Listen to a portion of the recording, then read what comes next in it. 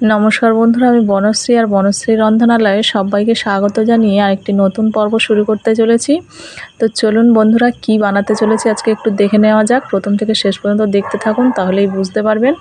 তো আমি আজকে বানাবো ওটসের রুটি। সেই জন্য একটা পাত্রের মধ্যে কিছুটা পরিমাণ ওটস নিয়ে নিলাম, আর এই ওটসের মধ্যে আমি একটু জল দিয়ে ওটসটা কিছুক্ষণের জন্য ভিজিয়ে রাখবো, প্রায় 10-15 মিনিট মতো। তো জল দেওয়া হয়ে গেছে, এখন আমি একটুখানি ঢাকনা দিয়ে কিছুক্ষণ ঢেকে রাখবো। কিছুক্ষণ পর ফিরে এসেছি, দেখুন ওটসটা জল শুষে নিয়ে প্রায় ফুলে গেছে। আর এর মধ্যে আমি দুটো গাজর গ্রেট করে রেখেছিলাম, সেই গাজর দুটো দিয়ে দিলাম। আর প্রায় 10-15টা মতো বিনস কুচি করে রেখেছিলাম, সেটা দিয়ে দিলাম, একদম মিহি করে কুচি করেছিলাম। আর দুটো পেঁয়াজ আর 7-8টা মতো কাঁচা লঙ্কাও কুচিয়ে নিয়েছিলাম, সেটা দিলাম। আর স্বাদ অনুযায়ী লবণ দিলাম। দিয়ে আমি সমস্ত উপকরণ একটা ব্যাটার বানিয়ে নেব। এইভাবে নাড়িয়ে নাড়িয়ে একটা ব্যাটার বানিয়ে নেব। আর এই মিশ্রণে কিছুটা পরিমাণ জল লাগবে, তো সেই জলটুকুও ব্যবহার করে নেবেন। যার যেরকম পরিমাণ জল লাগবে, একটা মিডিয়াম টাইপের একটা ব্যাটার হবে, খুব পাতলা না আর খুব টাইটও না, এরকম টাইপের একটা ব্যাটার হবে। সেরকম অনুযায়ী জল দিয়ে বানিয়ে নেবেন। ওটসে একটু বেশি পরিমাণ জল লাগে, সেই অনুযায়ী জল ব্যবহার করে এই ব্যাটারটা বানিয়ে নিতে হবে।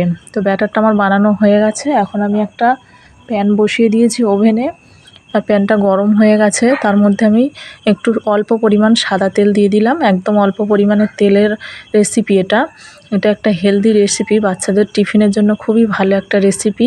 এইভাবে বানিয়ে বাচ্চাদের খেতে দিতে পারেন। আর এখন আমি এই তেলটা গরম হয়ে গেছে, তেলের মধ্যে অল্প অল্প করে ব্যাটার একটা হাতার সাহায্যে তুলে এরকম ছোট ছোট রুটির আকারে বানিয়ে নেব। তো রেসিপিটা যদি ভালো লেগে থাকে তো একটা লাইক, শেয়ার, কমেন্ট করার অনুরোধ রইল। আর প্রথম থেকে শেষ পর্যন্ত দেখুন, আশা করছি ভালো লাগবে। একটা হেলদি রেসিপি। আর যদি কোনো বন্ধু চ্যানেলে নতুন হয়ে থাকেন, চ্যানেলটা একবার সাবস্ক্রাইব করে রাখবেন, আর পাশে থাকা বেল আইকনটি প্রেস করে দেবেন, যাতে আমার চ্যানেলের রান্নার নোটিফিকেশান সবার আগে আপনাদের কাছে পৌঁছে যায়।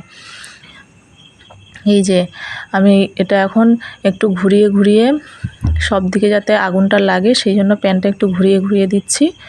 আমি একদম লো ফ্লেমে এটা বানাচ্ছি। আর এটা একদম লো ফ্লেমে বানাতে হবে, না হলে ভেতরটা কাঁচা থেকে যাবে। এরকমভাবে বানিয়ে নেব। এখন আমার একটা সাইড হয়ে গেছে, একটা সাইড উল্টে দিচ্ছি। দেখুন কি সুন্দর হয়েছে। বাচ্চা বড় সবার জন্য হেলদি এই রেসিপিটা বাড়িতে একবার বানিয়ে খাওয়ার অনুরোধ রইল। এইভাবে একবার বানিয়ে খেয়ে দেখবেন, আশা করছি ভালো লাগবে। তো এইভাবে আমি দুটো সাইড আস্তে আস্তে করে ভেজে নিচ্ছি। আর এই যে আমি এখন প্যানটা একটু নাড়িয়ে দেখিয়ে দিচ্ছি, রুটিগুলো প্যানের গায়ে লেগে নেই, প্যানের থেকে সরে সরে যাচ্ছে, তখন বুঝতে হবে যে রেসিপিটা আমার প্রায় হয়ে এসছে।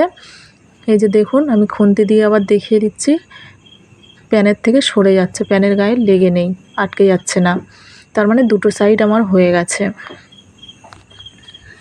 এখন আমি খুন্তি দিয়ে একটু চেপে চেপে দিচ্ছি, এইভাবে, যাতে ভেতরটা কাঁচা না থাকে। আর ওটস এমনি কাঁচাও তো খাওয়া যায় জলে ভিজিয়ে, কাঁচা থাকলেও কোনো অসুবিধা নেই, একটা স্বাস্থ্যকর ভেজিটেবলস দেওয়া আছে। তো আমার এগুলো হয়ে গেছে, এখন আমি তুলে নেব। এই যে আমি তুলে নিচ্ছি। তো আজকের রেসিপি এই পর্যন্ত। রেসিপিটা কেমন লাগলো কমেন্ট করে জানাতে ভুলবেন না। সবাইকে অনেক অনেক ধন্যবাদ।